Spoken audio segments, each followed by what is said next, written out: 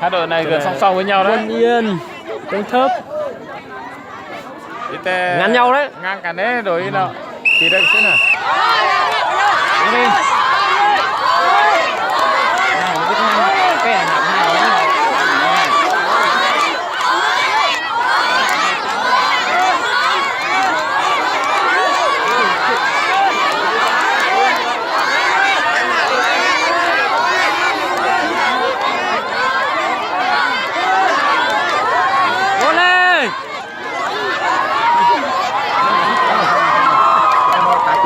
Mừng Yên thắng rồi. Trận thứ 2 nhá.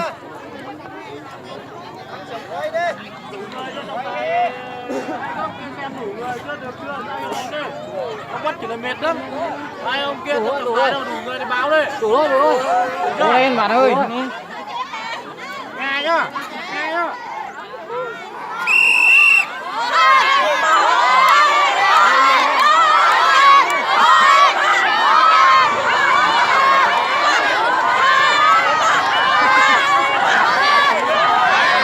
Săn máy tay đưa vào vậy săn lá rồi.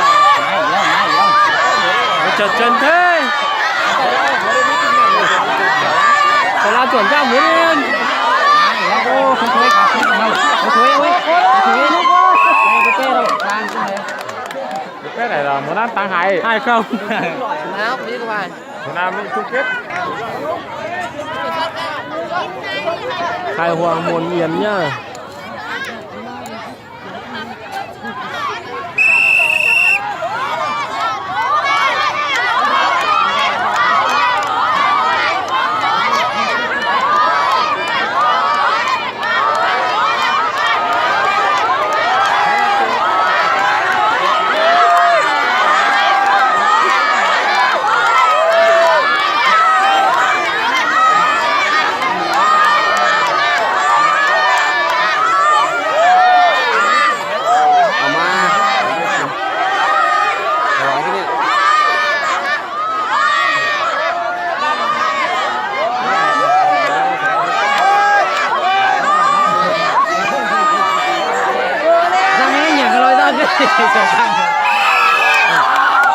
Còn nào thắng đấy?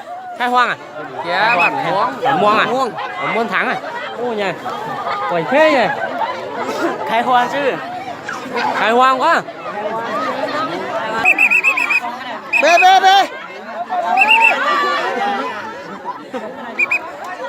Vậy ảo chưa hắn cân rồi đi. Chú chuẩn bị tư thế bay đấy.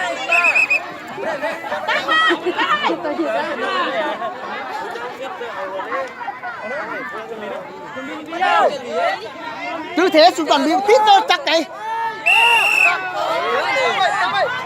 1-2 đi. 1-2. Tìm chú cái đỉnh tên này đó, ba tìm đâu Đây trận 2.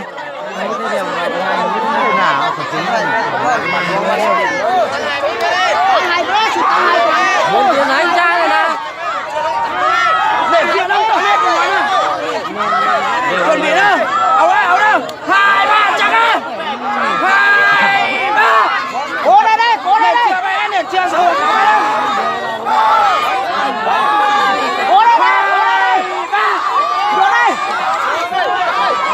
Cố lên.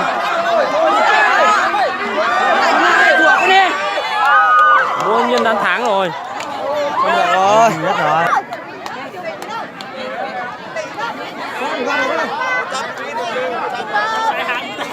Các bạn nè. Ô. Đây. Bắt tích cho nó này.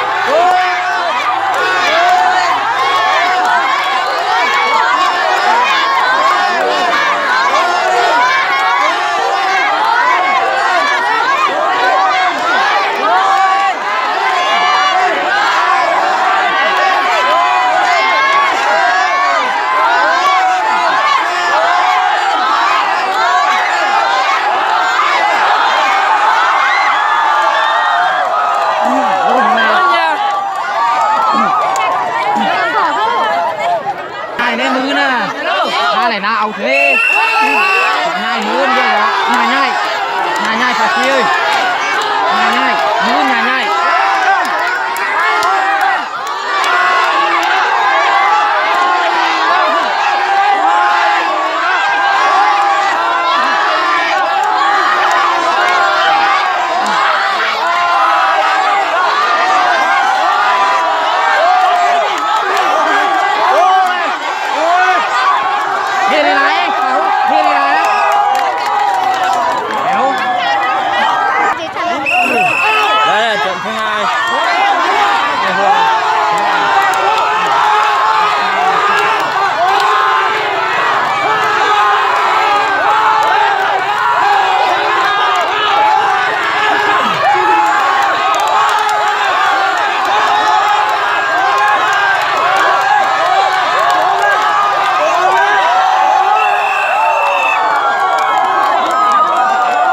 Trận thứ hai là Khai Hoang thắng rồi.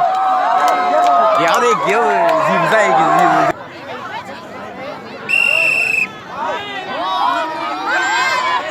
Muôn Yên.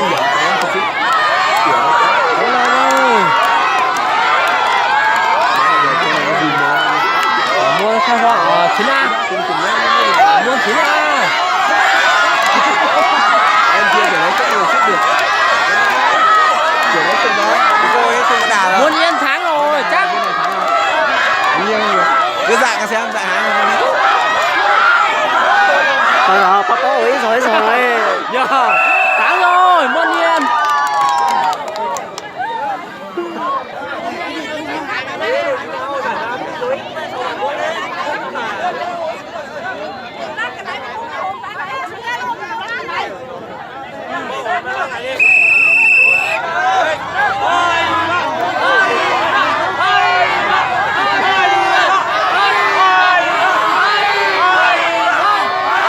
Ngoan thua gì?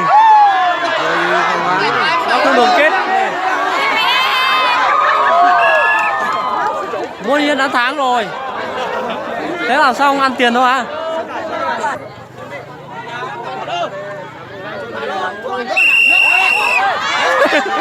Muốn cho người ta cũng không dễ đâu. Đấy, đi ở ôm rồi.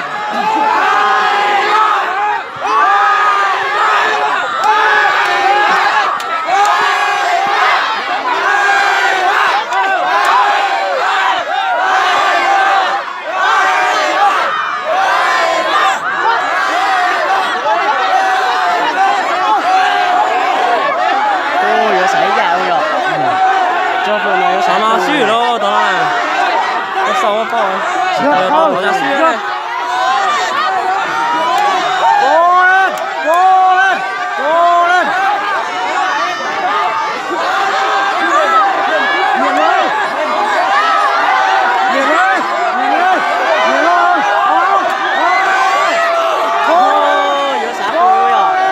Ôi tối là dài à? Có tôi thấy là dài. Cái chân nhảy lo nhảy nói. Cô lên.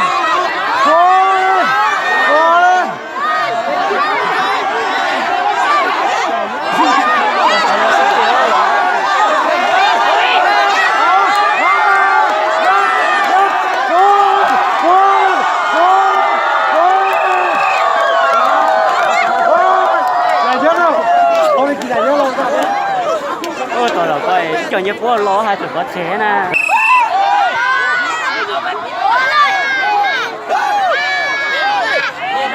Tao bỏ chế á gì nè.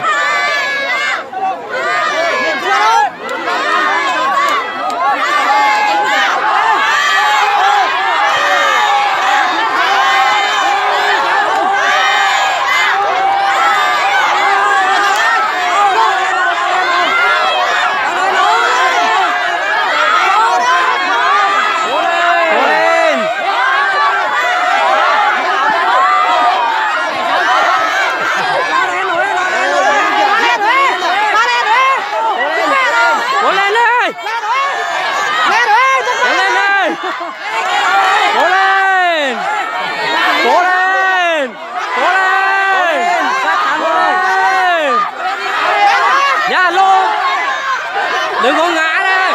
Cố lên đi. Cố lên đi.